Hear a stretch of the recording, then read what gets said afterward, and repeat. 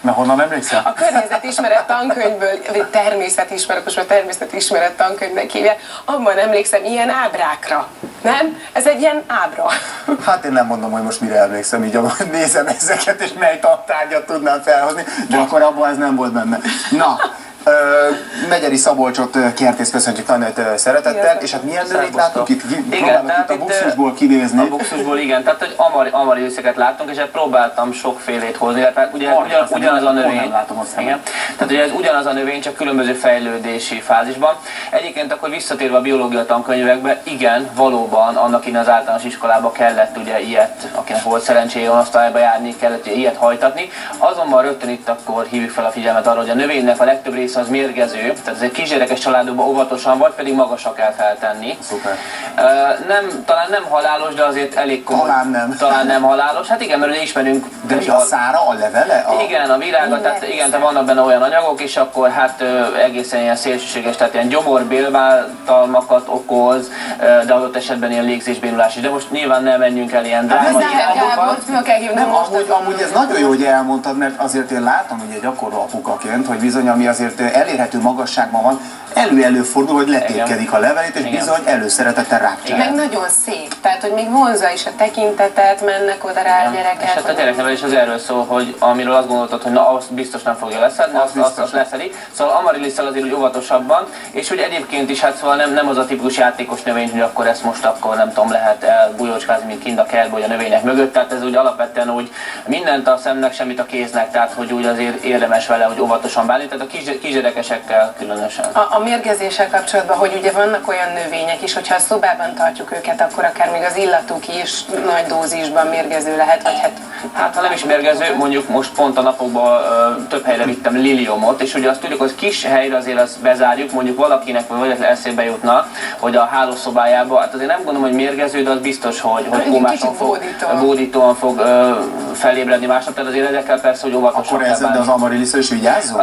Nem, tehát annak nincs ilyen erős illat, ezt inkább a szépségéért neveljük, és egyre több helyen fordul elő már, hogy vágott virágként is lehet kapni. De én azt gondolom, hogy a különleges, tehát ami igazán izgalmas ebben a növényben az, hogy mi magunk meg tudjuk nevelni, és mikor? Most, a télen, amikor ugye a legvirágszegényebb időszakunkat éljük, tehát ilyenkor, és ugye ami fontos, hogy általában olyan 2 hét alatt elvirágzik. Tehát hogyha egy picikét hűvösebb helyen tudjuk tartani, de hát ugye most az egész lakás hőmérsékletét nem tudjuk levinni az amarilisz igényeinek, tehát mondjuk ilyen 18-22 fokra, általában hogy azért lakásokban különösen ugye a családoknál azért picikét ugye melegebb van, akkor viszont hát ennek az lesz az ára, hogy picit hamarabb elvirágzik. Na de tehát pontosan ezért azzal tudunk védekezni, hogy többet ültetünk. Tehát mondjuk veszünk egy 6 darabos készletet, itt mondjuk azt hiszem igen pont 5 darab van, tehát veszünk egy 6 darabos készletet, és akkor mondjuk 2-3 hetenként elkezdjük őket hajtatni, és akkor folyamatosan van valami. 2-3 hét kell neki? Onnan idáig? Onnan, nem, ez mondjuk kb. 2 hónap kell neki. Ugye, abból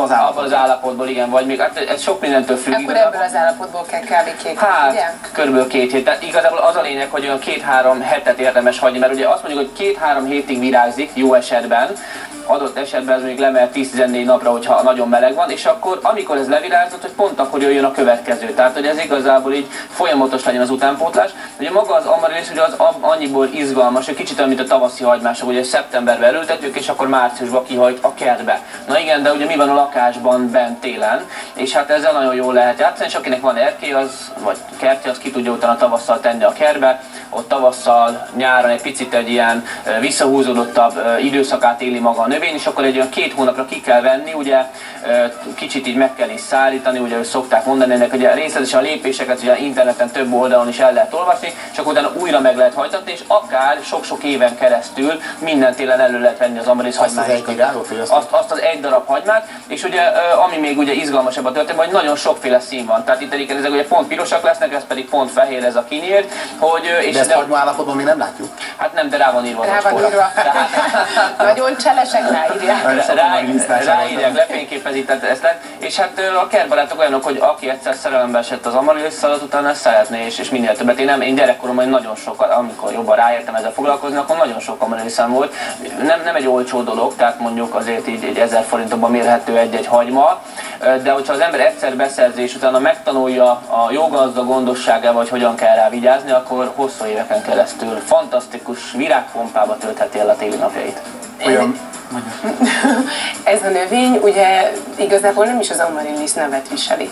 Tehát, hogy csak mi hívjuk így. Igen, ugye ez Közép-Amerikából, Dél-Amerikából származik. Egyébként ezzel kapcsolatban a legfontosabb dolog, hogy sokan azt mondják, hogy hát ők úgyse tudják kertbarátként megtanulni, hogy melyik növénynél mit kell tenni. Igen, de hogyha megtanuljuk a növénynek a nevét, és megtanuljuk, de a legfontosabb, hogy honnan származik. Mondok egy példát, gyógy- és fűszernövények. Akkor, amikor valaki gyógy- és fűszernövényt akar otthon tartani, akkor tudjuk, hogy a itthon használatos gyógy- és fűszernövényeknek a 80% az a mediterránumból származik, a földközi tenger partvidékéről. Mindenki járt Horvátországba mondjuk, vagy a legtöbbünknek van róla élménye, hogy az mégis milyen lett, vagy Olaszországba, vagy Spanyolországba.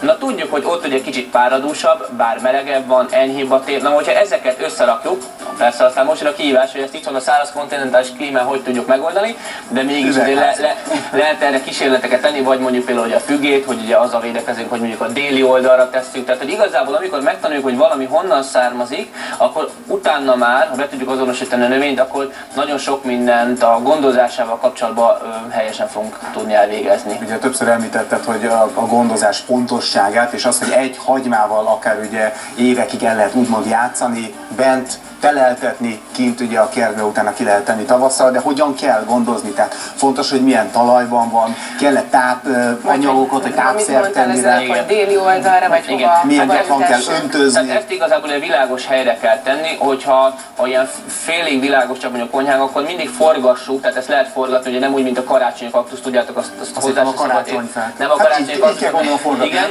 úgy kell forgatni. Nagyon jól csinálod. Jól forgatni. Igen, ez már megy, mert ugye csak egyik irányba fog akkor ugye meghajlani. Így is tetszik, mi?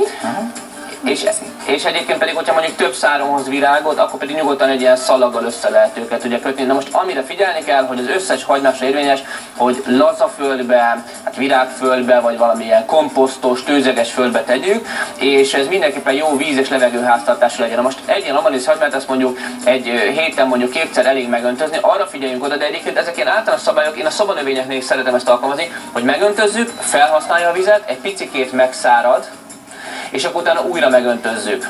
Jó, tehát hogy ez azért fontos, mert nem, igen, tehát hogy ugye ezek különösen érzékenyek, ezek a hagymák ugye a rothadásra, tehát a pangóvízre, ezért kell egy ilyen nagyon jó talajt választanunk hozzá. Egy utolsó kérdés, pörkölt alapban használható? Ezt nem javaslom, de mondjuk a közelében Hát attól függ, kinek főzött. Igen, de amúgy drága lenne, hát ugye mondtad, hogy 1000 forint egy hagyma, tehát azért ilyen pörkölt alapot ne készítsen. De csak egyszer kell megvenni, közel egy évtizedes távlatban. Oké, szuper, nagyon szépen köszönjük, Szabolcs, hogy itt voltál.